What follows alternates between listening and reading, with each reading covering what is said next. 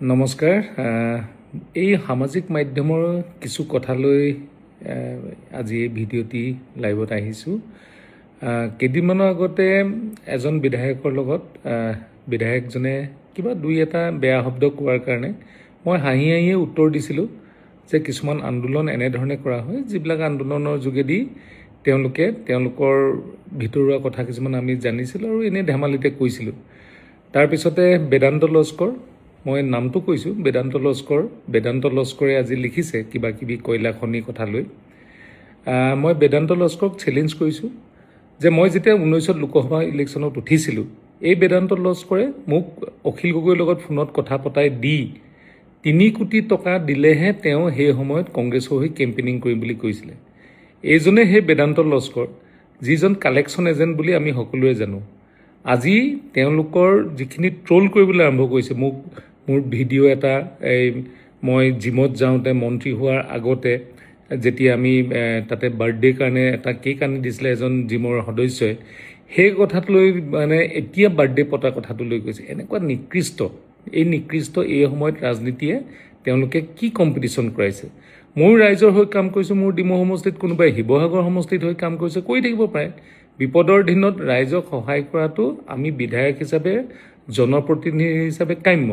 মোৰ কৰা কামৰ ষ্টাইল বেলেগ বিধায়কে কৰা কামৰ ষ্টাইল বেলেগ বিধায়কে ফেচবুক, বেলেগ বিধায়কে প্ৰেছ কনফাৰেন্সত মুখখন ধৰক বেলেগ ধৰণে কৰি এক্টিং কৰিব পাৰে। আমি আমাৰ মতে কৰিব পাৰোঁ। লাইক এইবিলাক লৈ আমি ব্যস্ত হৈ নাথাকোঁ। আমি নিজৰ কামখিনি ৰাইজক আমাৰ ছ'চিয়েল মিডিয়া প্লেটফৰ্মৰ যোগেদি দেখাওঁ। ইয়াতে কাকো হেয় প্ৰতিপন্নও নকৰোঁ, কাৰো বিষয়ে নকৰোঁ। এতিয়া দেখিছোঁ যে এটা দলৰ কিছু সদস্যই তেওঁলোকে এনেধৰণে কৰিছে যেন মই তেওঁলোকৰ ক'ৰবাত খোৱা পানীত বি ঢালিলোঁ।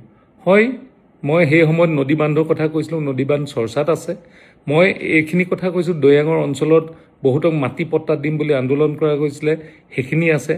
সেইখিনি কথালৈ কেতিয়াবা আমি আলোচনা কৰিম পিছত। কিন্তু আজিৰ দিনত যেতিয়া আমি আজি বানপানীত নিপীড়িত যিসকলে আজি জনতা আছে, সেইসকল জনতাক আমি সহায় কৰাটো প্ৰথম পৰ্যায়ত আমাৰ কাম।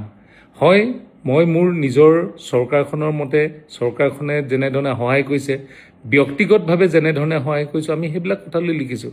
আৰু ব্যক্তিগত বহুখিনি সহায় আমি এতিয়াও লিখা নাই, আমি এইবিলাক ভিডিঅ'ও কৰা নাই। কিন্তু আমি কৰা কামবিলাক ৰাইজে জনাৰ কাৰণে আমি কিছুমান ফেচবুকত দিয়া হৈছে আৰু বিভিন্নজনে দিছে। তাত কিন্তু আজিৰ যিটো পৰিৱেশ হৈছে, এই পৰিৱেশটো সেইদিনাখন মই নদী বান্ধ কোৱাৰ আগলৈকে এই পৰিৱেশটো নাছিলে। নদী বান্ধৰ কথা কোৱাৰ পিছতহে কিবা খোৱা পানীত বিষ ঢলা নিচিনাকৈ, গাত জেগাই থকা নিচিনাকৈ, কিবা বান্দৰ কেঁকুৰা লগা নিচিনা তেওঁলোকৰ পৰিৱেশ এটা হোৱা দেখিছোঁ। আৰু তাৰ বাবে তেওঁলোকক মই আকৌ কৈছোঁ যে মই সেইজন নহয় যিজনে লোকক ব্লেকমেইল কৰি পইচা লৈ আমি লোকক বিপদত পেলাই আমি নিজৰ সকলো কথা সত্য বুলি ভবাই তোলা আমি মানুহ নহয়। আমাৰ কাৰণে আমি ৰাইজৰ সেৱা কৰাটোৱে আমাৰ শ্ৰেষ্ঠ আৰু তাৰ কাৰণে আমি কাম কৰি যাম। আৰু কোনে মোকো বিচলিত কৰিব নোৱাৰে, ৰাইজৰ কাম কৰাৰ পৰা আমাক আঁতৰাই ৰাখিব নোৱাৰে। যিমান হাজাৰ বেদান্ত লস্কৰ নিচিনা যিবিলাক দালাল, মই দালাল শব্দটো এইকাৰণে কৈছোঁ, মই চিনি পাওঁ। গাড়ীখনত উঠি লৈছিলে, মোৰ গাড়ীখনত নুঠি ষ্টেচন চাৰিআলিৰ পৰা গাড়ীখনত উঠাই লৈ কৈছে যে অখিল গগৈয়ে কথা পাতিব, 3 কোটি টকা দিলেহে কাম কৰিব, নহ'লে নকৰে বুলি মেইল দিছিলে। তাৰ মেইলৰো মোৰ প্ৰুফ কপি আছে। সময়মতে ৰাইজক মই এই কথাখিনি দেখাম।